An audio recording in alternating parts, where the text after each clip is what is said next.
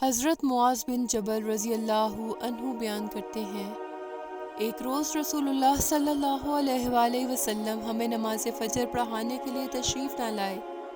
قریب تھا کہ ہم سورج طلوع ہونے کا مشاہدہ کر لیتے، پھر آپ بہت تیزی سے تشریف لائے، چنانچہ نماز کے لیے اقامت کہی۔ رسول اللہ صلی اللہ علیہ وآلہ وسلم نے اختصار کے ساتھ نماز پڑھائی۔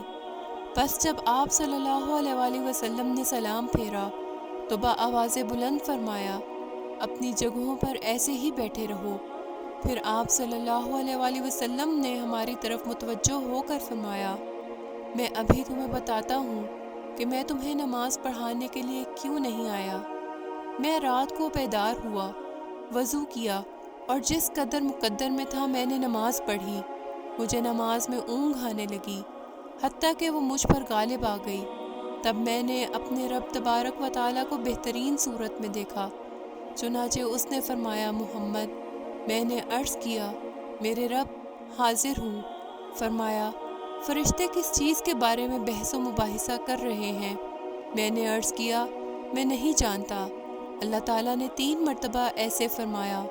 پھر آپ صلی اللہ علیہ وآلہ وسلم نے فرمایا، میں نے اسے دیکھا کہ اس نے اپنا ہاتھ میرے کندھوں کے درمیان رکھا، حتیٰ کہ میں نے اس کی انگلیوں کے پوروں کی ٹھنڈک اپنے قلب و صدر میں محسوس کی، اور میرے سامنے ہر چیز واضح ہو گئی اور میں نے پہچان لی۔ پھر رب تعالیٰ نے فرمایا، محمد، میں نے عرض کیا، میرے رب، میں حاضر ہوں۔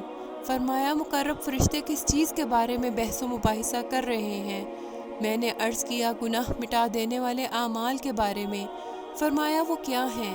میں نے عرض کیا، باجماعت نماز پڑھنے کے لیے چل کر جانا، نماز کے بعد مساجد میں بیٹھے رہنا، ناگواری کے باوجود اچھی طرح وضو کرنا۔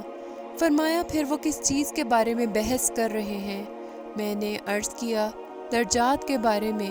فرمایا، وہ کیا ہیں؟ میں نے عرض کیا، کھانا کھلانا، نرمی سے بات کرنا، اور جب لوگ سو رہے ہوں نماز تہجد پڑھنا۔ فرمایا، کچھ مانگ لیں۔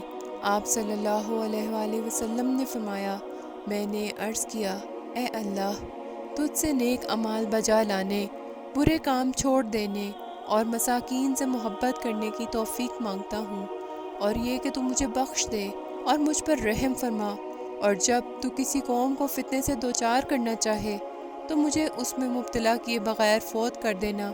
میں تجھ سے تیری محبت، تجھ سے محبت کرنے والوں کی محبت اور ایسے عمل کی محبت کا سوال کرتا ہوں جو مجھے تیری محبت کے قریب کر دے۔ پھر رسول اللہ صلی اللہ علیہ وآلہ وسلم نے فرمایا، یہ خواب حق ہے، بس اسے یاد کرو اور پھر اسے دوسروں کو بتاؤ۔